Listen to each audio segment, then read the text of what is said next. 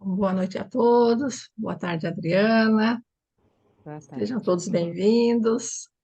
É com imensa alegria que estamos dando continuidade ao estudo da Joana de Ângeles, Jesus e o Evangelho à luz da psicologia profunda.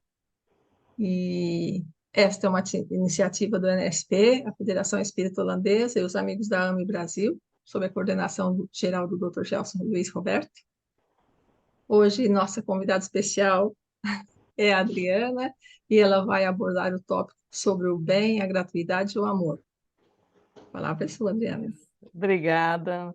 É sempre uma alegria muito grande a gente estar reunidos, né, novamente. E esse é um tema tão bonito, né, Maria? É um tema profundo, são 3 capítulos, né, que a gente vai estar usando. Então, aqui eu compilei, né, nos slides, porque eu acho que fica mais fácil, assim, a síntese para a gente estar olhando e acompanhando nos livros, quem tiver interesse. Então, nós vamos trabalhar o capítulo 13 do livro Jesus e Evangelho à Luz da Psicologia Profunda, o capítulo 16 e o 34. No capítulo 13, a gente vai estar falando da libertação pelo amor, no 16, o ódio, o 34, a gratuidade do bem. Então, a gente vai fazendo uma construção. Então, a gente pega o pensamento de Joana e vai pegando nesses 3 capítulos e a gente vai estar construindo uma ideia para estar falando dessa gratuidade do bem, né? E o amor, que é aquilo que é importante. Então, eu vou... vocês estão vendo a imagem? Acho que já está aparecendo, Sim, né? sim. Então, nós vamos começar. Então, esses 3 capítulos que eu falei, basicamente, trazem a dimensão do amor como uma condição para a interação entre o ego e o self, para a integração dos nossos aspectos internos. Então, a Joana traz um termo que ela chama do eixo ego-self. É como se fosse uma ponte, né? Um eixo é algo que liga, né? Então, na mediunidade, o médium é aquele elemento que liga o mundo dos espíritos com a matéria, e aí ele traz a mensagem. O espírito chega para ele, traz a comunicação, seja escrita, seja falada, e ele então traz para o mundo material essa mensagem. Na psique também é assim, né?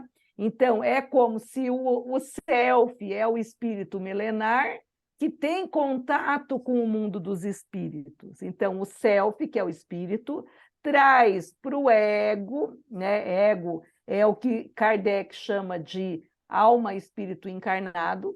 Ele traz a mensagem para o ego interpreta, e aí ele vai estar colocando no mundo essa mensagem, seja ele um mundo externo ou um mundo interno. Então, o ego acaba sendo o médium entre o self e o mundo interno ou externo.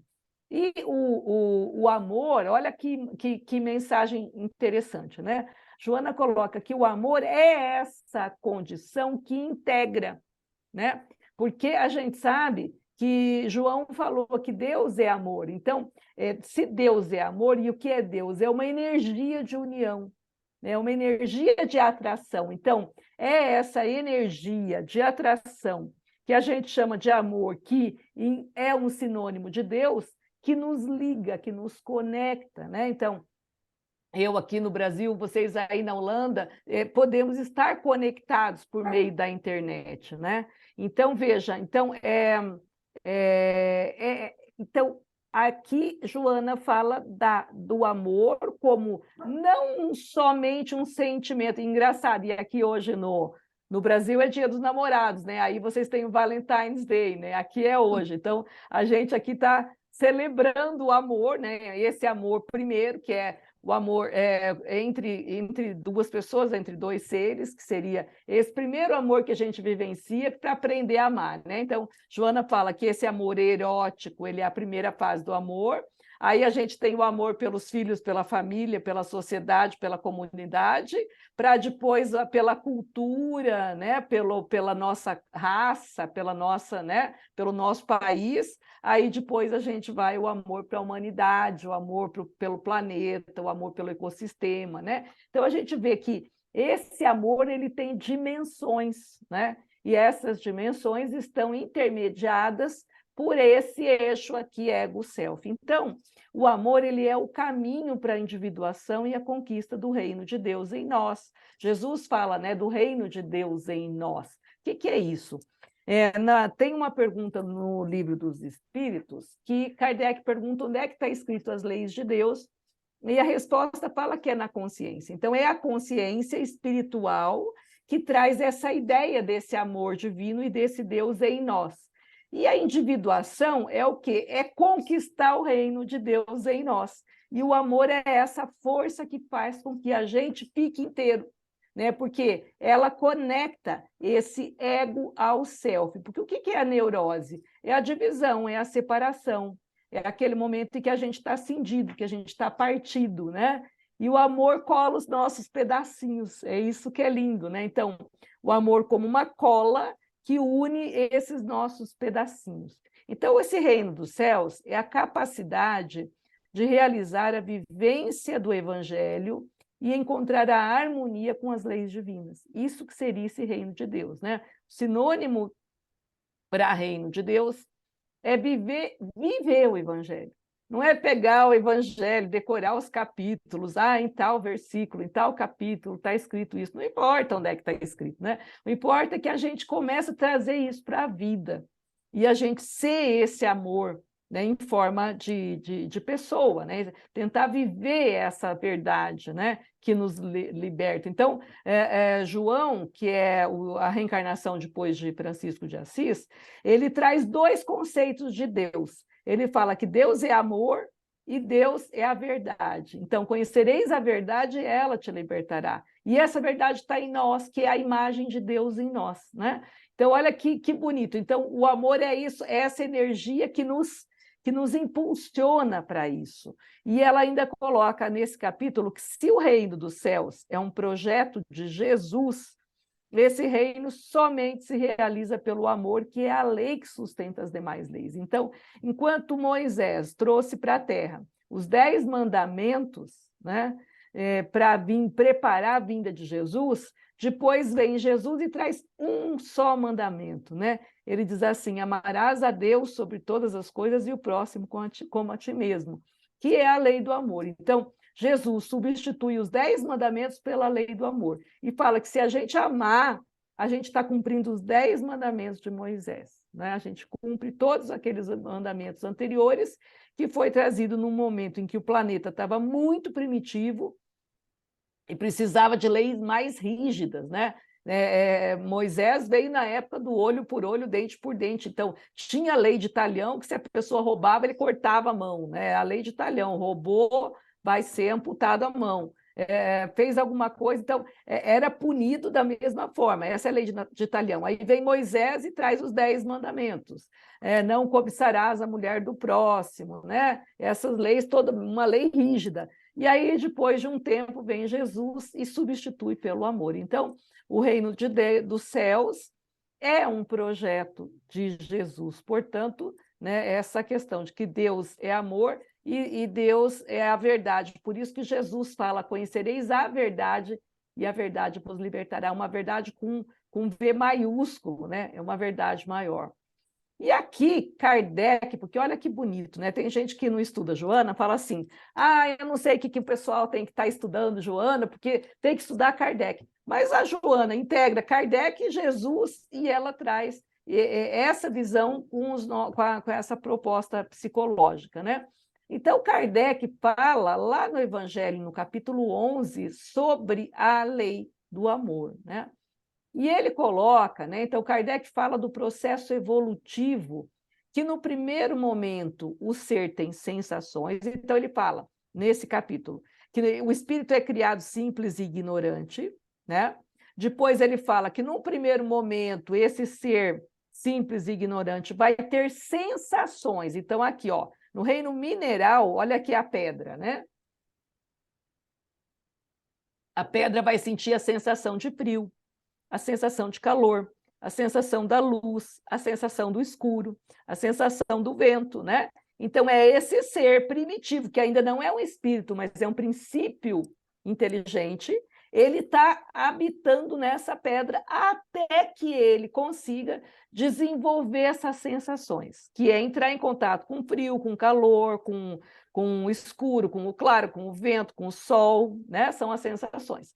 Depois vem as emoções. Então, aí ele já estagiou no reino mineral, e aí o Leon Denis tem uma frase linda, né, que ele fala desse, né, que o rei dorme no mineral, aí ele desperta no animal, no vegetal, aí ele acorda no animal e aí ele sente no hominal, né? Então, aí depois ele vai ter emoções no vegetal. Então, a árvore, as plantas, as flores, que a gente estava conversando agora, né, Maria, sobre as flores, elas sentem, sim, já o que a gente pode chamar, não é o medo como o nosso medo, mas ele já tem uma emoção de medo. Seria um medo primitivo, né? Então, vem uma tempestade, esse vegetal ele vai sentir uma emoção, né?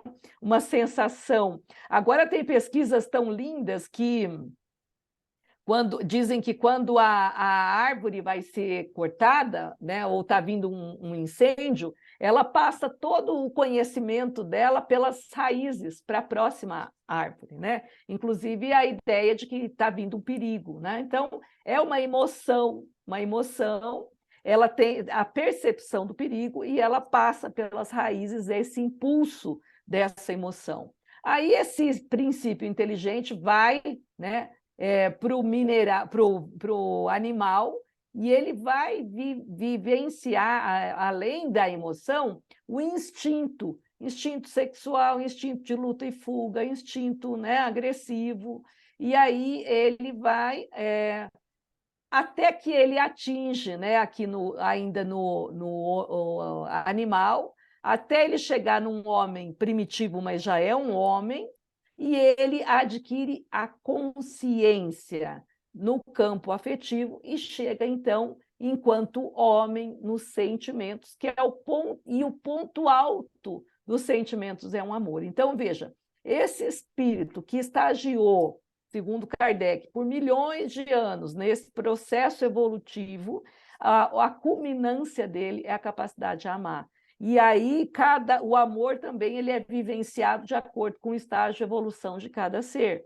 Tem um que é aquele amor instintivo, o amor que mata em nome de amor, mas depois ele vai se burilando, vai ser o amor pelos animais, o amor pelo planeta, o ecossistema e assim por diante, né? Então, a gente vê que esse amor ele vai libertando, ele vai passando também por elaborações. Agora a gente vai para o capítulo 13, né, no Jesus Evangelho, a libertação pelo amor. Então, vocês viram, eu faço uma breve síntese do capítulo para a gente ver essa linha de sequência. Então, nesse primeiro, a gente trabalhou o que Kardec fala dessa evolução do amor até chegar na culminância do amor. Agora, essa é a libertação do amor. Joana fala que toda a essência da vida encontra-se estabelecida no amor, que é de procedência divina. Então, o amor procede de Deus e, segundo João, ele é o próprio Deus. Deus é essa energia que nos perpassa, né? Então, se a gente pensar como que o Espiritismo vê Deus, ele não vê, né? Algumas religiões vê como aquele velhinho sentado de barba branca, de um cetro na mão. Não, a gente vê ele como uma energia que nós estamos conectados, porque nós estamos imersos nesse Deus, né? Por isso que Deus está em tudo, porque ele é uma energia, né? E o clímax do processo da evolução é o amor, né? Na perspectiva da psicologia profunda, que é a perspectiva que a Joana trabalha, o ser vive para amar e ser amado, iluminar a sombra e prevalecer o self. Isso é o processo de individuação. Aqui ela faz um resumo que é individuação. Então, o que é? É amar e ser amado, né? Me sentir merecedor desse amor de Deus, merecedor do amor da família, do amor do meu companheiro, da minha companheira, dos meus filhos, e também poder amar, poder trabalhar pelo planeta, trabalhar em prol de uma tarefa, de uma doutrina, né? iluminar a nossa sombra, então, sim, entrar em contato com tudo aquilo que a gente ainda precisa desenvolver, já que Kardec fala, né, os espíritos dizem para Kardec que o orgulho e o egoísmo são as chagas da humanidade, né? Nós precisamos descobrir em nós, tá? Onde é que está o meu orgulho, onde é que está o meu egoísmo, e iluminar com o seu oposto, que seria o quê? Joana fala que o oposto do egoísmo é o altruísmo. Então, a partir do momento que a gente começa a doar, né? Olha que imagem linda, como se fosse Jesus distribuindo esse amor para as pessoas que estão à nossa volta. Então, isso é iluminar a sombra e prevalecer o self, ou seja, esse ego, né, o eu, meu egoísmo, parar de pensar só em mim, o ego abaixar e permitir que o self fala. O que é isso?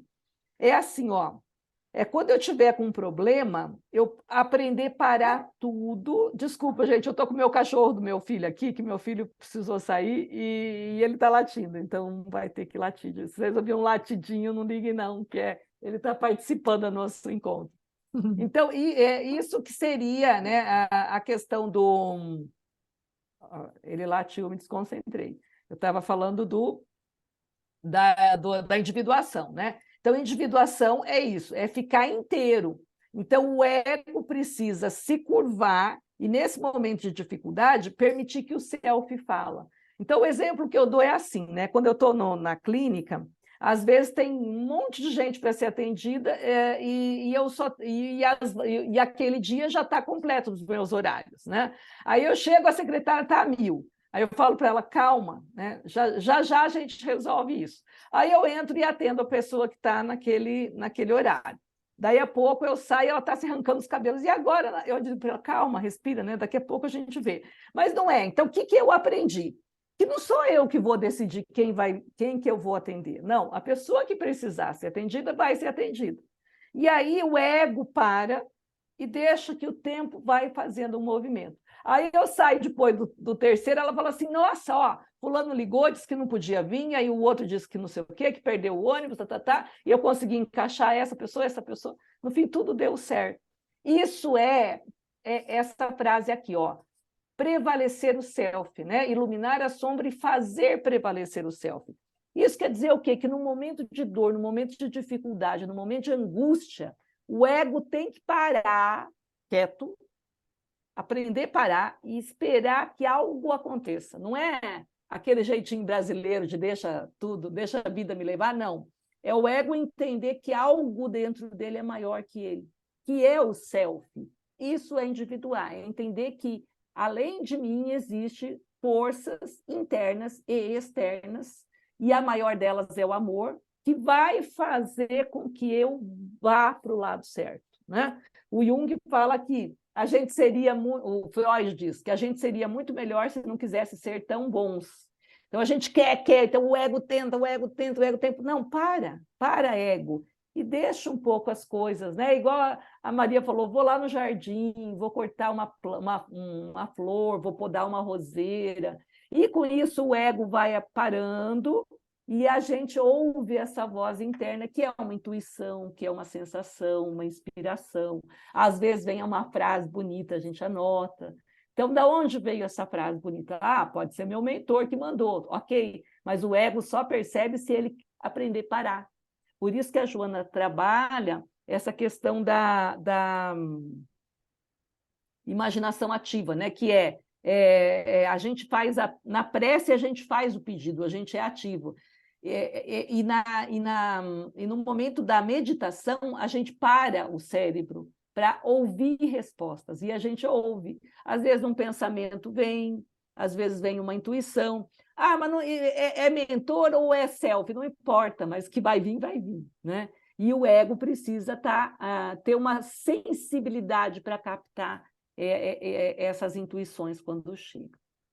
Esse processo, então, da libertação pelo amor engloba a autoconquista que deve transformar. Então, olha, a libertação do amor, que é o tema desse capítulo, vai trabalhar uma coisa que ela dá o nome de autoconquista, que é a conquista de nós mesmos. E o que faz essa autoconquista? Ela vai transformando O que antes era impulso lá do reino animal, um impulso de luta e fuga, que era um instinto, eu vou transformar em sentimento.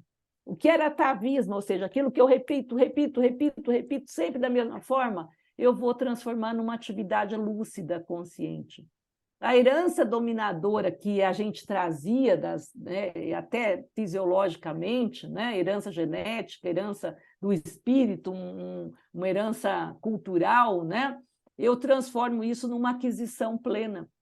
Esse instinto arraigado eu transformo em emoção harmônica. O hábito estratificado eu vou transformar em realização edificante. A tendência inferior eu transformo em aspiração elevada, tudo isso sob o impulso do amor. Então, o amor vai fazendo essas transformações, e aí a gente lembra de Jesus falando que o amor o amor cobre uma multidão de pecados por isso, porque o amor vai burilando o ser, o amor vai deixando esse ser mais doce, menos explosivo, menos agressivo, né? Então, Jesus, o homem, fez-se o exemplo mais vívido do amor de que o mundo tem notícias, né?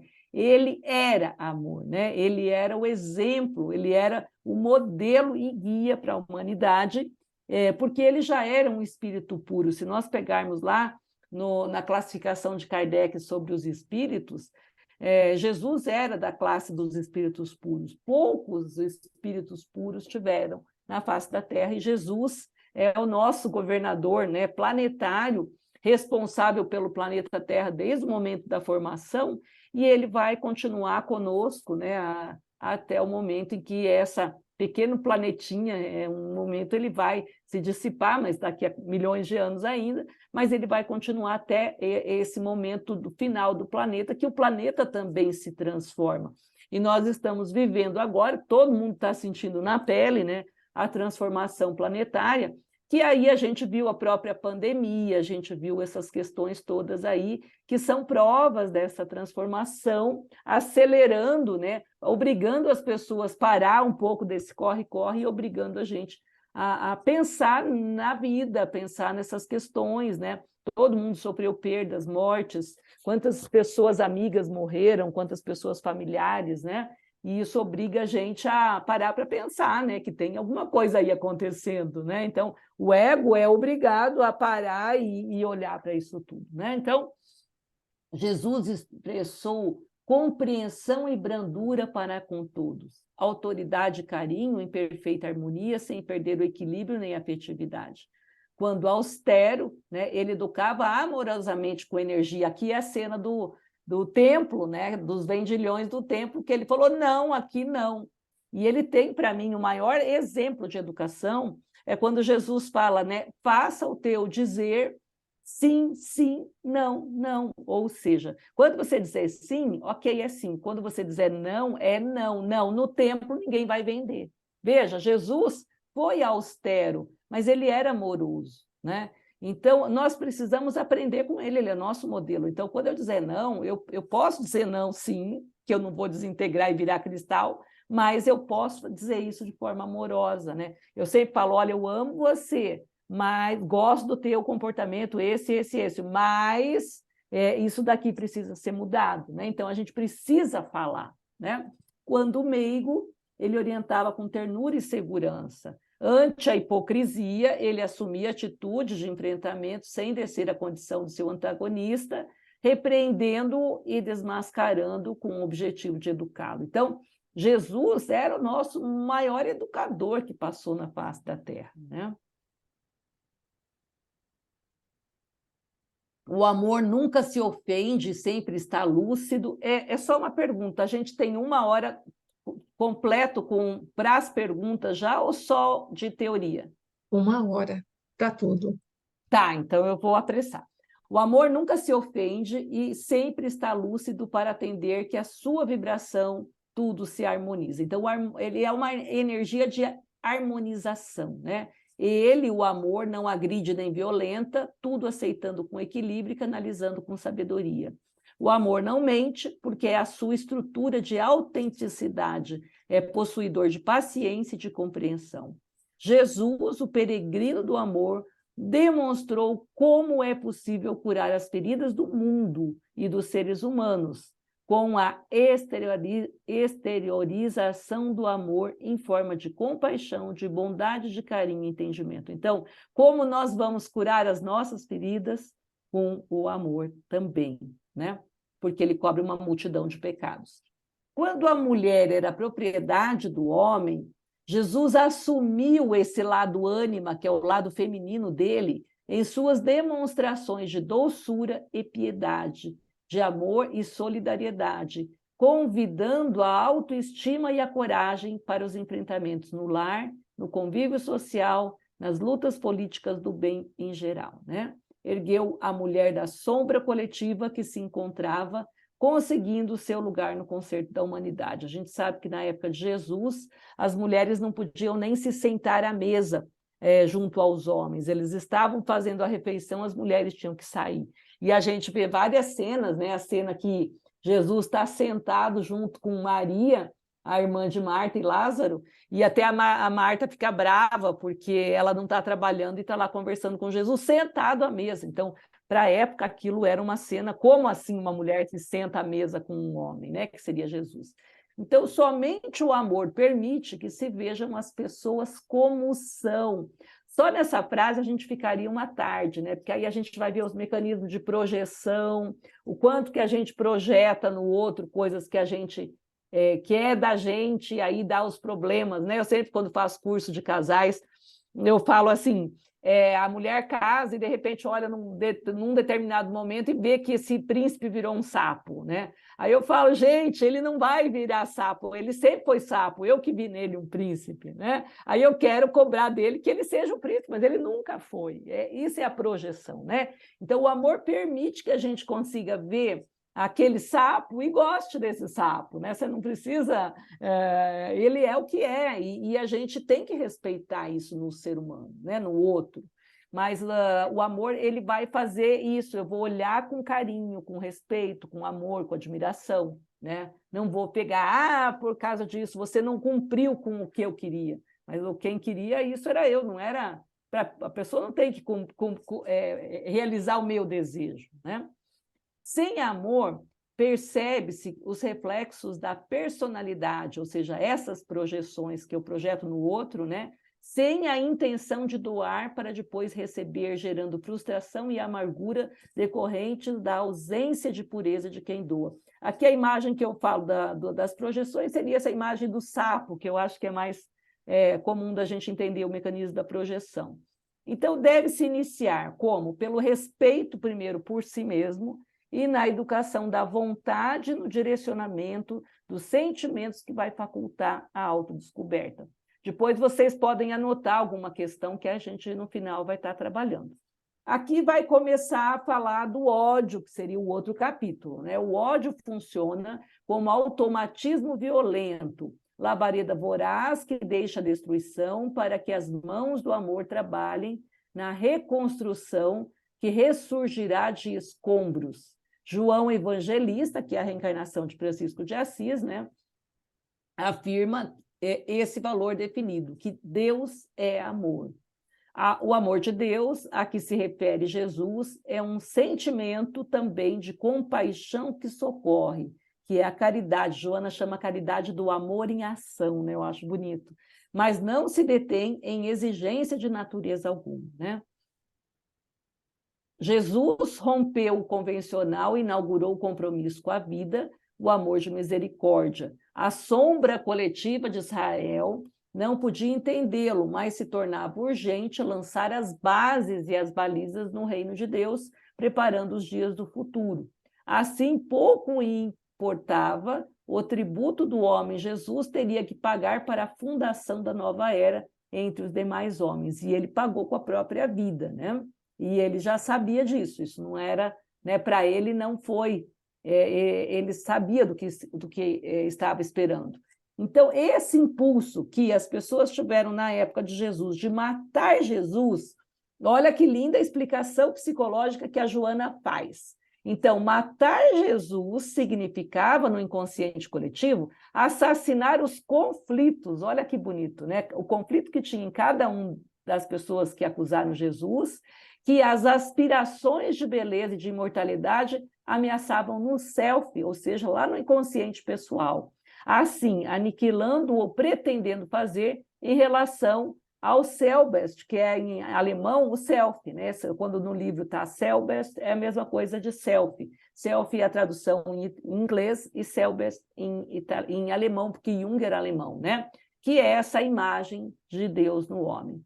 Jesus potencializava esse embate, por isso que as pessoas se incomodavam e quiseram matar ele. Ele incomodou muito, porque ele fazia as pessoas sentir dentro de si, né, essa ideia, os conflitos vinham na presença de Jesus, porque ao ver a luz, a nossa sombra emerge, né? Então, matar Jesus era uma tentativa de matar esse apelo que me impulsiona a uma força que quer se realizar. Então, essa força que me levou esse princípio inteligente lá no mineral a ir para o vegetal, e depois a ir para o animal, e ir para o hominal, e aí chegar nesse sentimento que é o amor, é essa força que eles quiseram matar em Jesus, porque Jesus despertou nessas pessoas esse embate, essa guerra interna, e isso assustou muito essas pessoas, né? Então, a tentativa de matá-lo, porque foi uma tentativa, eles mataram o corpo, o espírito está aí vivo, cuidando do planeta até hoje, né? Representa esse movimento interno de toda uma época. Olha que interessante, né? Então, até hoje, a gente procura esses bodes expiatórios, né? Aí a gente vê essas guerras na política, no futebol, né? Que a gente quer matar alguém, né? Para poder aliviar aqui dentro algumas questões internas. E aí a gente chega no tema, né? Nós falamos tanto, né? Pegamos 2 capítulos para fazer essa base para falar na gratuidade do bem. Então, em Mateus tem dai gratuitamente o que gratuitamente haveis recebido. Em análise psicológica, então, a análise de Joana para esse texto está convidando para a ação sem descanso, né? O servidor do bem, a ação sem descanso, após a decodificação de seu enunciado. Assim, a faculdade espiritual obedece à ética da dignidade, que confere a energia curadora às ondas benéficas de que podem propiciar o retorno do bem-estar, do equilíbrio e refazimento. Aqui, gente, ação sem descanso não quer dizer que nós não podemos descansar. Quer dizer que quando a gente estiver mesmo descansando, que a gente pare, vamos pensar, né, vamos estar meditando, vamos estar fazendo prece, vamos estar pensando na nossa sombra, né? O Jung perguntaram para ele uma vez, né, como que a gente podia fazer para resolver a questão da sombra coletiva. Foi na época que o mundo estava em guerra, na Segunda Guerra Mundial, gerou todo esse mal-estar, né? Porque a gente tem essa guerra aqui, né, pertinho da gente aí da Rússia, né? Já gera todo um desconforto e um mal-estar, e como que a gente pode ajudar isso, né? E aí o Jung responde e fala assim, que a gente pode ajudar infinitesimalmente, né, de forma infinitesimal, quando a gente trabalha a nossa sombra coletiva. Então, essa ação sem descanso não quer dizer que você tem que trabalhar 24 horas por dia, mas mesmo no teu descanso físico, vamos pensando na nossa sombra, nas nossas questões, né?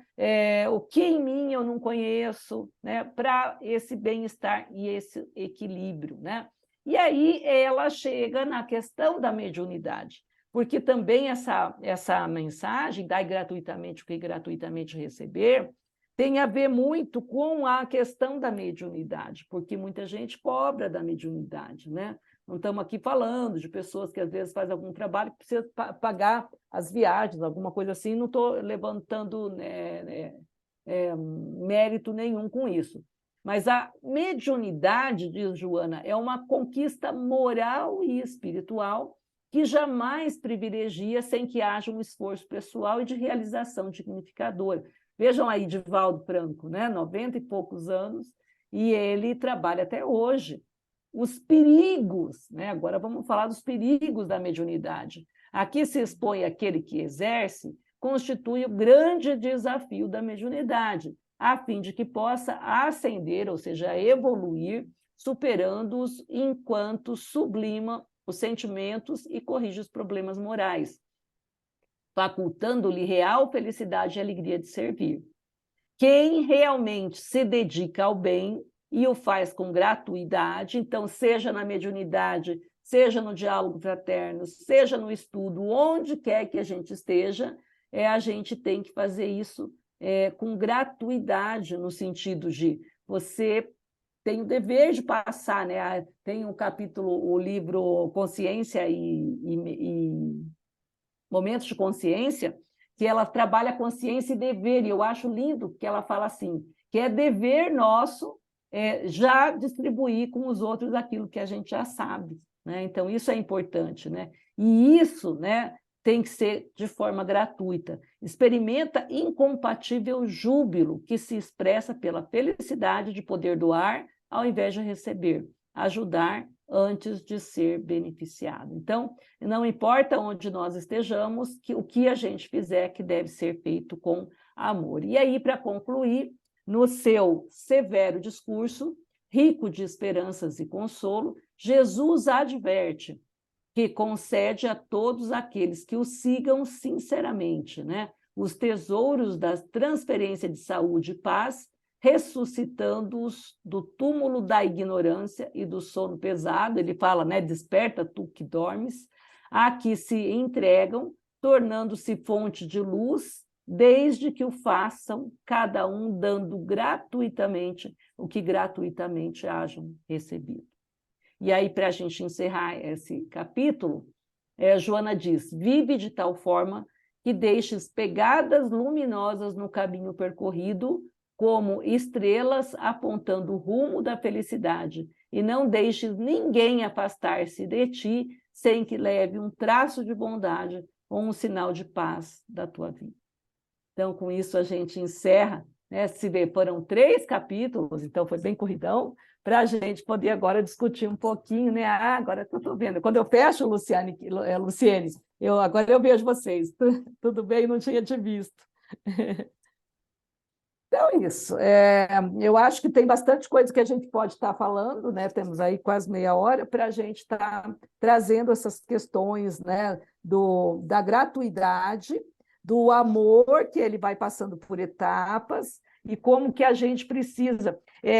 Eu quero fazer um diferencial, né? Porque assim, aí as pessoas falam assim, mas a pessoa, que nem no meu caso, a pessoa é psicóloga e cobra a sessão. Mas nós estamos falando do que dá gratuitamente, o que gratuitamente te recebeu. Então, numa profissão, você pagou para estudar, né? Então, na tua profissão, você tem que cobrar, porque a gente paga água, luz, né? Mas nós estamos falando das questões da casa espírita. Então, quando a casa espírita começa a cobrar por passe, cobrar, claro que graças a Deus a gente não vê isso mais, mas teve um momento em que tinham médios que cobravam, sim, né? Nesses dias, uma pessoa me disse que o filho estava com problema e foi procurar um lugar, e essa pessoa, o médium cobrou, né? Ele foi fazer um trabalho, né? Assim como a gente faz, né? De radiação pelos doentes, e ele cobrou. E ela falou assim: eu fiquei super chateada, porque eu não sabia que esse lugar é aqui no Brasil, inclusive, né? Aí, então, assim, eu falei, nossa, há muito tempo eu não ouço isso. Então, é disso que a Joana está falando, né? Que quando a gente estiver trabalhando para a doutrina, a gente não pode realmente estar comercializando esses dons, né? Que nos foi dado gratuitamente. Alguém quer perguntar alguma coisa? Sei, Eu quero, se cabia. Alguém está perguntando? eu quero referente, Adriana, sobre o que você falou sobre o matar Jesus, sobre essa tendência, você falou de uma forma, né, coletiva, mas a tendência do ser humano de se ver nas frustrações, se ver realmente no inconformismo, da incapacidade nas suas limitações, também não é uma forma de abraçar a sombra. É como se eu vou me punir, eu punindo o outro, é como se o amor fosse reverso. Em vez de eu me amar, e se eu me amando, eu tenho condições de amar mais. E em vez de isso, eu estou numa fase frustrante, vamos dizer assim. Então, eu estou vendo só coisa negativa, só mergulhando, só vendo só a sombra. Então, eu vou me abraçar com essa sombra. Então, quem estiver perto também vai entender como se fosse um reflexo, entendeu? Tu poderia me explicar um pouco melhor sobre isso? Porque eu É, senti uma conexão com matar Jesus, que foi uma forma coletiva, mas também uma forma desse mergulho né, nas frustrações, né, no conformismo, nas limitações. E como você também falou também sobre o Deus, né?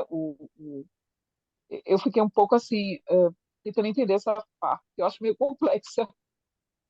por isso que eu falei, a gente nessa 1 hora, a gente tinha muito assunto para falar e muito assunto da psicologia, que daria para a gente fazer uma discussão muito grande. Obrigada da pergunta, porque é uma pergunta muito interessante, Mônica, porque, veja, matar Jesus, porque se você pegar esse livro, Jesus e o Evangelho à Luz da Psicologia Profunda.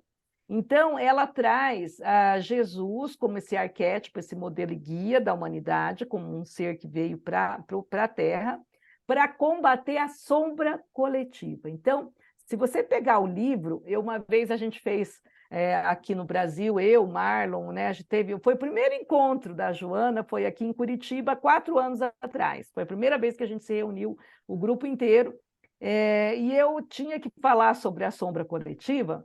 E eu acabei contando, sabe aquele contar palavras desse livro? Nossa, ela fala em sombra coletiva, eu acho que mais de 100 e poucas vezes nesse livro, né? É muito, não me lembro agora o número exato, mas é um número muito grande. Porque ele, então, o amor, né? O amor de Jesus, a lei do amor, vindo para a Terra como forma de combater a sombra coletiva. Então, se você pegar toda a história de Jesus, quando chega no finalzinho da vida dele, porque veja, ele entra na cidade sendo, né, a entrada triunfal, né, de Jesus na cidade, daí 1 semana ele está sendo crucificado, né? Então, em 1 semana, a população que estava endeusando ele pede que seja solto Barrabás e que libertem o assassino e que matem Jesus. Então, aí Joana faz toda uma discussão muito interessante de como que isso aconteceu em termos emocionais. Aí ela traz que essa sombra coletiva, então é isso que você falou, eu tenho, né? Nós temos na sombra pessoal nosso orgulho, nossa vaidade, né? Assim como o planeta tem uma sombra coletiva. E é isso. Quando Kardec trabalha a classificação dos planetas, né, da Terra, ele colocou a Terra é um planeta de provas e expiações. A próxima etapa é a era de regeneração. Então, agora ela está na transição entre as provas e expiações, adentrando a um momento de regeneração, mas é um processo, então vai longo tempo ainda essa transição entre um e o outro, né? Então, até que saia todos esses espíritos que ainda tem essa predomínio mal, e esses já não vão encarnar mais na Terra, porque aí o planeta de regeneração não tem mais o predomínio do mal como tem na provas e expiações. Então, veja, matar Jesus está se referindo a um movimento da sombra coletiva. Veja, o planeta, né, que tinha um movimento, que estava nesse movimento próprio, de repente vem um espírito de luz e entra. É a mesma imagem que a gente dá do corpo sendo atacado por um vírus, né? Meu corpo está aqui, meu sistema de defesa. Vem um vírus e se instala. O que acontece? O meu sistema imunológico vai atacar esse vírus e vai matar ele. Ou se eu não conseguir, eu vou ser morta por esse vírus, né? Se o meu sistema imunológico não for eficiente, o que aconteceu no Covid? Foi isso. O vírus veio, instalou aquelas pessoas que não estavam bem, não conseguiu matar o vírus, foram mortos pelo vírus. Então, olhando, né, de uma forma alegórica, né, em termos só de exemplo, é como se Jesus fosse esse vírus. Por quê? Porque ele era um corpo estranho. Ele era o único puro no meio de nós, que naquela época era muito pior do que já somos hoje, né? Se hoje a gente não é fácil, imagina isso na época de Jesus, né? Então, a nossa sombra coletiva não deu conta. ele tentou, de toda forma, expulsar o diferente. Como o corpo vai, então entra algo diferente, o corpo entende como um agressor e expulsa.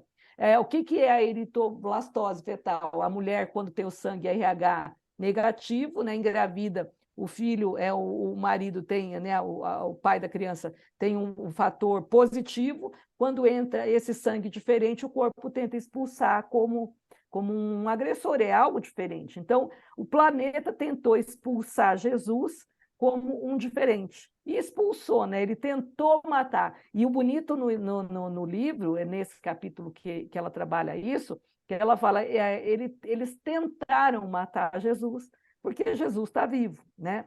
Mas veja, há uma tentativa, até inconsciente nossa, de atacar a diferença. Por isso que isso daí é a origem do preconceito. Então, chega um diferente no grupo, o grupo reage e quer eliminar. Uma ideia nova, né? Imagina, quando a gente quer colocar uma ideia nova, mesmo num grupo espírita, o tanto de problema que dá, é o tanto de reunião que tem que fazer, porque primeiro momento as pessoas têm essa aversão ao novo, né? Aí até que esse novo possa ser olhado, pensado, elaborado e aceito, né? Mas há sempre um movimento de repulsa inicial. Isso é psicológico. E aí, olha, a doutora Irvênia Prado, eu adoro ela. Ela é da AME Brasil também, e ela é veterinária. E uma vez eu assisti uma palestra dela, na época ainda que ela veio aqui na minha cidade, faz quase uns 25 anos isso. Ela falou da origem emocional do preconceito. Então, tudo isso para responder a tua pergunta, tá? Não estou dando volta, não. Então, veja. Então, ela deu um exemplo assim, ó, tem uma ninhada de pata, uma pata com uma ninhada de patinhos. Aí, o que acontece? De repente, um está lá andando e se machuca, vem com uma manchinha de sangue na cabeça. Então, o que ela faz com esse patinho que está com a mancha vermelha de sangue na cabeça? A pata abandona ele e vai embora com os outros, deixa ele morrer de fome. Aí todo mundo, né? Como que a pata faz isso? Só porque o coitadinho estava machucadinho. A gente ia lá pôr band-aid, ia passar remedinho, né? A pata não, a pata abandona. Aí ela fala, por quê? Aí ela fala, porque esse cheiro de sangue vai atrair o predador, e se vem um gavião, enfim, algum bicho para comer esse patinho machucado, por causa do sangue que chamou atenção, né? Ela coloca em risco toda a prole, todos os patinhos correm risco, porque aquele diferente, ele é um risco de vida para os outros, né? Então, ela precisa abandonar para que ele morra, para salvar os demais, e ela salva mesmo. Tá. Aí ela fala, esse é o comportamento nosso do preconceito. Então, isso a gente vivenciou lá no reino animal ainda, por isso que a Joana, quando vai falar disso, volta lá na lei do amor e volta lá nessa evolução. Na nossa evolução planetária, naquele momento que o meu princípio inteligente, que não era espírito ainda, era um princípio e estava no reino animal, eu posso ter sido patinho já, né? Pata e ter os meus patinhos. Aí, quando vivencia isso, uma mancha vermelha é um sinal de alerta. Aquele patinho ficou diferente dos outros. E o diferente ofereceu um risco de vida para os outros. O que a gente faz em termos filogenéticos, no nosso gene, ele arquiva a ideia de que algo diferente ele ameaça o risco de vida para os seus descendentes. E aí a gente vai evoluindo, mas a gente não esquece essa mensagem importante. Opa, é uma mensagem referente à vida. E aí eu arquivo isso no meu inconsciente coletivo, porque é fruto de toda a minha evolução enquanto espírito. E aí, quando eu chego, hoje, hominal, de repente chega um diferente. Não precisa ser negro, não. Às vezes o grupo de negros chega um branco, o branco é atacado. Né? Então, tem japoneses, chega um hindu, o hindu é atacado. Então, o diferente, pode ser uma religião diferente, pode ser uma casta diferente, nos países que tem casta, pode ser uma cultura diferente. Vocês são brasileiros, a maioria já deve ter sentido o que é ser estrangeiro num país diferente, né? Então, o diferente, inconscientemente, vai sofrer uma energia que rechaça. E o que acaba com isso? O amor. Então, você vê, por que ela começa falando disso? E aí ela, para exemplificar, dá esse exemplo de que a sombra coletiva mata Jesus, porque Jesus era o diferente. Mas ele era o único bom, mas foi morto. Foi. Por quê? Porque ele era o diferente, e na nossa raiz, enquanto espírito, lá no nosso inconsciente, está arquivado a ideia de que o diferente pode ser morto. Pode, às vezes deve ser eliminado, né? Então, hoje a gente já não elimina mais o diferente, mas a discriminação ainda tem. Gente, quando eu li isso, ela falando da mulher, né? Até hoje a gente é mulher, quantas vezes, né, a gente sofre discriminação porque é mulher? Eu estava vendo esses dias no Hollywood, né, uma reportagem falando daquela atriz maravilhosa, não me lembro, mas era o Robert De Niro e ela, que são assim da mesma idade, trabalharam juntos várias vezes. Aquela das Pontes de Madison, como é que é o nome dela?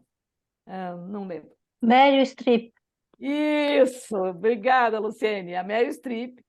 Então, eles fizeram assim: a Meryl Streep e o Robert De Niro têm o mesmo tempo de Hollywood, os dois entraram no mesmo ano, os dois têm o mesmo número de filmes, os dois sempre eram protagonistas, e ela ganha 3 vezes menos do que ele, porque ele é homem e ela é mulher. Então, veja, em Hollywood, né, atores do mesmo nível, dos dois de sucesso, mas a gente ainda vê a mulher sendo discriminada porque ela é mulher ainda. Então, Jesus lá atrás, com a ânima dele, tentou trabalhar isso, trabalhou isso, mas até hoje a gente não aprendeu ainda. Percebe? Por que o amor cobre essa multidão de pecados? Então, só essa energia do amor para poder fazer com que a gente apague isso daí. E aí, o primeiro passo, já que a gente não consegue amar ainda, é dar gratuitamente aquilo que a gente recebeu de forma gratuita, né? Então, olha como que uma coisa está... A gente olhando assim, a gente não percebe, mas está muito relacionado uma coisa na outra, né? Está bem interligado uma questão na outra. Obrigada, Adriana. Eu acho, né, Adriana, que essa questão da gratuidade, ela é bem abrangente, né? Porque Nossa, né, no nosso dia a dia, porque o que é o amor? É você se doar, fazer o que você quer, sem esperar nada de volta, né? é, E, e no nosso dia a dia, com a família, né? Tudo que a gente faz que beneficia o outro, claro, primeiro o amor próprio, né? Quer dizer, a gente não pode se prejudicar pensando que vai salvar o mundo, não é isso, né? Mas eu quero dizer, nas situações normais, né? Quando a gente faz algo que beneficia o outro e nos traz prazer, porque ajudou, quer dizer, essa alegria deve ser só pelo fato de ter ajudado, né? Não esperar nada em isso, torno, sabe? Eu isso, acho que aí o amor no dia a dia vai se tornando uma coisa mais prática, né? isso. E sem esperar retorno de forma alguma. O pagamento aqui seria assim, um pagamento bem amplo, né? Não seria só monetário, né? É a É o alegria pagamento, de ter feito bem, né, Maria? A esse é alegria o de fazer o bem. pagamento, só para É, alegria, para você, pela felicidade de ter contribuído para amenizar, de repente, algum, sei lá, fazer com que o outro, quando você vê uma pessoa triste, você consegue conversar com ela, ela dá um sorriso, pronto, fez o meu dia, por exemplo, né? isso, Então, isso isso eu acho que é por aí, né? exatamente. Você sabe que uma vez me perguntaram assim sobre o dever do amor, que era para mim falar sobre os deveres do amor. E aí eu pensei, porque no livro Consciência e Mediunidade, Consciência, Momentos de Consciência, ela tem um capítulo também que chama Consciência e Dever, que é lindíssimo, que fala que enquanto a gente não aprender a amar, o dever é algo que nos coloca, né? Ele coloca, a Joana fala que quando eu vou colocar em risco a alegria de outros, eu preciso entrar com o dever, porque aí eu consigo entender até onde vai, né, a minha liberdade termina quando é o dever para com o outro, e isso é muito, muito bonito nesse livro, eu gosto muito. Aí essa pessoa perguntou, mas então que era para mim falar um pouco do dever do amor. Aí eu pensei e respondi, olha, se é amor, não é dever. Porque o dever, ele entra antes, né? Ele é uma fase preparatória para a gente aprender a amar. Mas quando o ser ama, é exatamente isso que você falou, né, Maria? Você faz porque você ama. Você não faz porque é um dever teu de fazer. Então, você é mãe. Eu só vou cuidar do meu filho porque é o dever de mãe. Não, você não vai ver o teu filho pisando num espinho e você vai deixar ele pisar o espinho para ele aprender. Não, você vai lá e... Né? Então o amor, ele perpassa tudo isso. Ele é mais que o dever. Né? Então, o dever é uma coisa, tanto é que ela escreve um capítulo só sobre o dever, consciência e dever. E aí ela fala que o dever é importantíssimo. A consciência do dever é importante. Né? Eu tomar consciência que eu tenho que eu tenho deveres para com a sociedade, para com uma série de coisas, mas o amor está muito além, porque o amor simplesmente é. Você ama, não importa, você ama, né? E quando é o dever do amor, já não é amor, já é dever, né? Então, uma coisa ele né? Tipo assim, se ainda é dever, ele não é amor.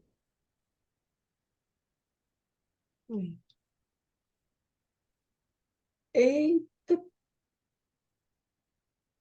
como o tempo passa rápido, meu Deus. Mas ainda temos Nossa, uns verdade. minutinhos. Tem mais alguma pergunta, pessoal? Alguma coisa aqui? Porque é o que você disse, né, Adriana? Tem tanta coisa nesses 3 capítulos, tanta coisa. É. E eu achei assim muito. Esse primeiro capítulo, e o 13, que é o. Como é que é o título do 13? É o amor. Deixa eu ver. Eu achei, nossa, assim, tantas descrições do amor, né? Que você fica Sim, pensando, é isso mesmo, é isso mesmo. deixa eu Deixa ver aqui o capítulo, enquanto... eu, vou pegar ele aqui já também, só para. É libertação, Libertação do amor. libertação Isso, pelo amor, é isso. Libertação pelo Amor, capítulo 13. É, esse capítulo, ele Você quer que eu coloque os slides aí no grupo de vocês? de você passar os slides para a gente? Se você quiser. Sim, pode ser. Se você quiser passar, eu passo para o grupo, Eu né? tenho, deixa eu ver se eu tenho o teu para... Eu acho que eu Eu tenho fui você. escrevendo o que a Adriana vai falando, mas foi muito boa a explicação do início. É uma coisa que a gente não consegue conectar, né, com clareza para até explicar e entender. E você explicou de uma forma que deu para fazer essas conexões e entrou para dentro mesmo, assim. Porque você viu, né, Muito bom. Andréia, você viu, né, eu já coloquei no teu, tá, Maria, os Tá, slides. já passo É para porque você viu como que perpassa pela evolução, né? Então, coisas que a gente viveu nos outros reinos, hoje são entraves, que aí entra a consciência, né? A gente precisa ter consciência, igual essa questão do preconceito, que sim, eu tenho um gene que me mostra que o diferente é perigoso, mas hoje eu tenho consciência e eu tenho amor para eliminar essa diferença. E eu preciso, enquanto ser humano que pensa, né, e que ama, tem um carinha aqui querendo falar oi para vocês. Vou mostrar. Pronto, mostrei. Ele está querendo colo. Desculpa. Fica aqui pedindo colo em todo canto. Então aí entra a razão, né? A razão precisa eliminar o que está em mim em essência. Por isso que é um conflito, percebe? É algo maior do que... Por isso que às vezes a gente está num conflito entre, né, razão e coração, e é o conflito que eles viveram na época de matar Jesus. Quem vai Barrabás ou Jesus? Na realidade, não devia ninguém ser morto, né? Não precisaria pena de morte, né? Então, veja, vamos mudar as leis, não é assim que a gente resolve uma situação. Mas olha o conflito que se gera por uma herança genética, né, lá dos outros reinos. Porque nós somos espíritos que tiveram uma origem, e essa origem começa no reino mineral, vegetal e assim por diante. Né? Daí a dificuldade de abraçar a diversidade? Exatamente. Aí a dificuldade. Mas é bonito olhando assim, né? E falar, então agora eu me entendo, né? Eu pego a minha sombra, ok, então eu entendo que é difícil, mas vamos lá que eu te ajudo, né? O ego precisa fazer isso com a sombra. Põe ela no colo e amar a sombra.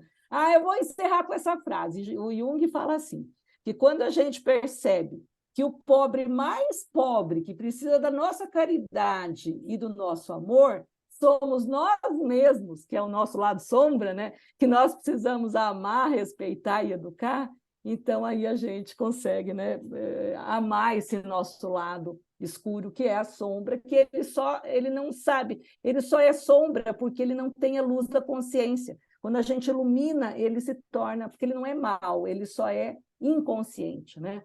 Por isso que Joana, no livro dos médiuns, tem lá, né, que para a gente não ser arrastado pelo mal, nós precisamos do conhece-te a ti mesmo. E aí parece que eu estou vendo Kardec torcendo o nariz e falando, ok, eu sei disso, mas como é que eu faço isso? Aí vem Santo Agostinho de forma linda e fala assim, faz igual eu fiz, porque Santo Agostinho foi tenebroso, né? Ele fez tudo e nessa encarnação ele se tornou Santo Agostinho. Aí ele falou, então a hora que você deita, faz o que eu fiz, Santo Agostinho disse, né? A hora que você deita, repassa o teu dia, e aí você vai ver que se você, de repente, fez alguma coisa, entende? E isso daí é meditação. É meditar sobre o nosso dia e olhar onde é que eu preciso melhorar. É olhar para a sombra. E aí vem Jesus, né, e fala assim, né, que é fazer para o outro aquilo que a gente quer para nós, né? Eu digo assim, a forma mais fácil, porque viver não é fácil, né? Por as coisas que a gente aprende em prática. Mas uma das coisas que ajuda bastante é nas situações difíceis entre relacionamento de pessoas, né? É sair da gente um pouquinho e falar, se eu fosse essa pessoa, como é que eu Exato. estaria reagindo comigo? A É, interação, né? Quando a gente se é, coloca no lugar do outro, aí a gente vê isso, coisas que, ok, agora eu entendo. E aí fica fácil é, de olhar, fica bem mais fácil de olhar para o outro e falar, não, meu irmão, não é por aí, não. Eu sei, eu te entendo, porque se eu estivesse no teu lugar, eu estava fazendo o mesmo, mas dá um isso, tempo, né? isso. Para mim me ajuda muito fazer isso. Esse é um exercício que vira e mexe eu tenho que fazer, né? Como é que pode uma coisa dessas? Como é que pode? Aí você para e fala, mas eu não sei o que que passa. Se eu tivesse no lugar dela, É, será que eu estaria agindo diferente? E é. muitas vezes não, Ou talvez às até vezes até pior. pior, né, É Maria? É pior. pior. É.